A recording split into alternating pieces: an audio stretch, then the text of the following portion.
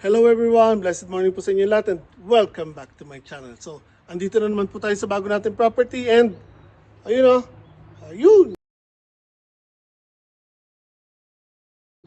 So kung nakikita niyo po, yan po yung nabili ko sa scrapan na soil tiller or pambungkal ng lupa. So may video po ko na inayos ko po yan and now, ayan po, dinala ko na po dito sa bago natin property at ginagamit ko na. So, for the meanwhile, bubungkalin natin ang lupa dito sa garden para una, mamatay yung mga damo kasi magagalaw yung mga ugat nila. Later on, lalagyan natin ng gamot yan para kung ano mang insekto, uod ang nandyan sa ilalim ng lupa, mamamatay. So, ilang process ang gagawin natin dyan pag bubungkal para sa paghahanda next year's gardening season. So, ang target natin is makapag-garden na tayo ng by end of March.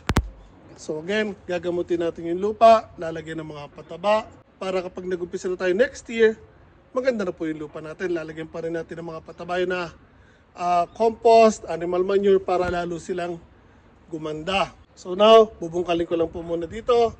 Then later, yung sa side na yun, kasi meron daw mga bato, yan, to side na to. Oops, sorry. Puro bato po yan. So, tatanggalin po natin yan. Tapos, papatagin po natin. Kasi, hindi lang po masyadong kita sa camera. Pero, actually, may levels po yung, dito, yung garden dito. So, nakabaitang-baitang po siya. Gagawin po natin, papantayin na lang po natin yan para mas madali. So, again, lilikumin ko yung mga bato doon. Then, later, hanggang doon, bubungkalin po natin.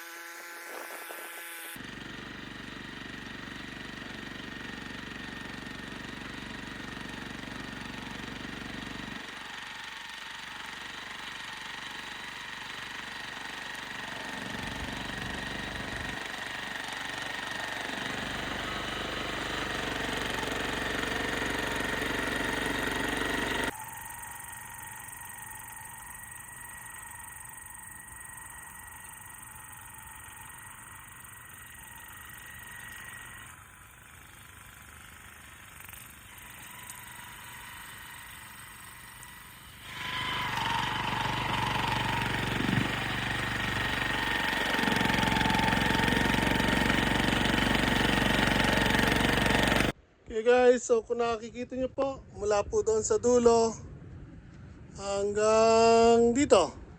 Ayan po, nabungkal na po natin. And remaining na lang ay mula dito hanggang doon, sa may lindero doon. So, tumigil muna ako kasi ito yung sinasabi ko na may mga bato. Ayan, so ginawa po kasi, or ginawa ng baitang kasi yung dating taniman dito. So ayan, may mga nakalinya po na bato.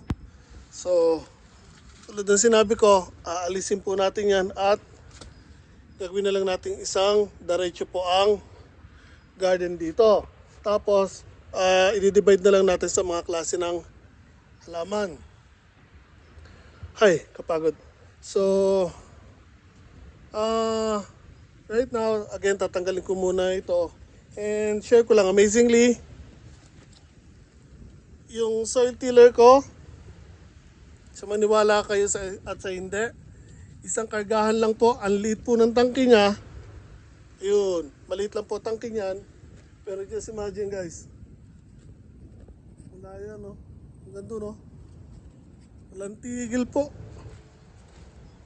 Kinaya niya isang kargahan, hindi ako makapaniwala. So again no, ito lang ang tangke niya no, maliit lang. So tingnan natin kung may natira pa or wala na.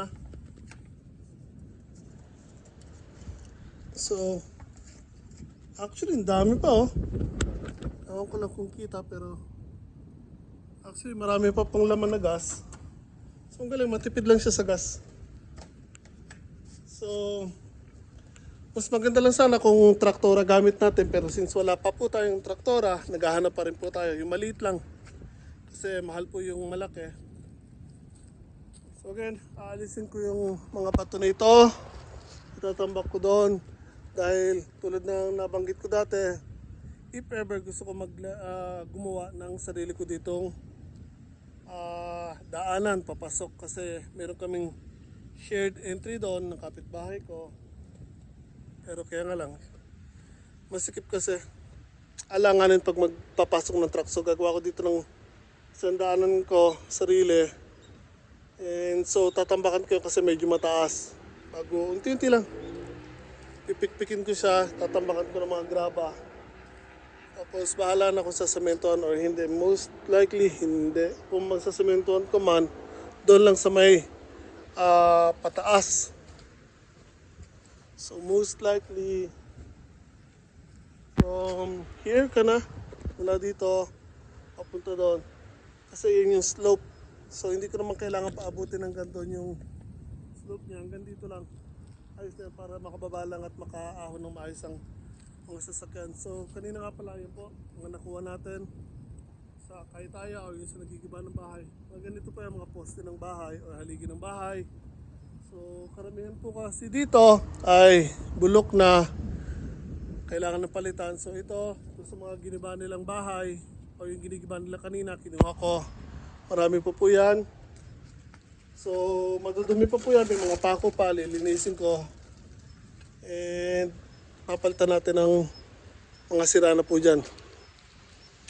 So, balik muna ako dito guys. Tanggal muna ako ng bato.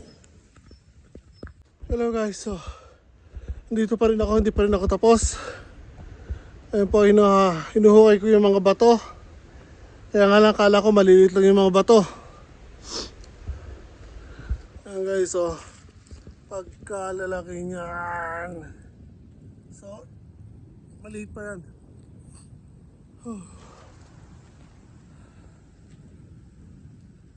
Ito nasa lupa, hindi ko mayangat. So pag dyan yung tinignan, kala nyo maliit lang. Actually, doble pa niya yung nasa baba. Or mahigit yung same size niya yung nakalubog pa. At yung nandoon, yan yung mga alera na yan. Puro malalaki pa po yan. Hindi po kayo na isang tao. Huy! Grabe. Inaabot ako ng hapon ka, huhukay lang. So ito nakuha ko na. Ito bukas na lang yan. Dahil dumidilim na po. Tigil na muna ako. Hanggang dito na lang muna. So ito yung mga kahit pa paano nakuha ko, nailipat ko. Again, maliliit po tingnan pero actually malalaki po yan. Ayan guys. Ito pa yung iba. And dahil nga ang lalaki nila at ang bibigat, yung ginagamit ko na karatilya dahil plastic, ayan po, nawindang. Wasak na yan.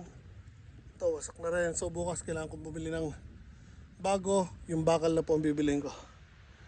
Ay. Okay, uwi na muna ako guys. Yan, pagod na. Nabubulol na ako. So yung natitira po dyan, bukas ko nila tatapusin. Nandito ulit ako bukas. Kailangan matapos ko to. And yung doon sa may dating taniman ng palay, kailangan ko matabasan din yun.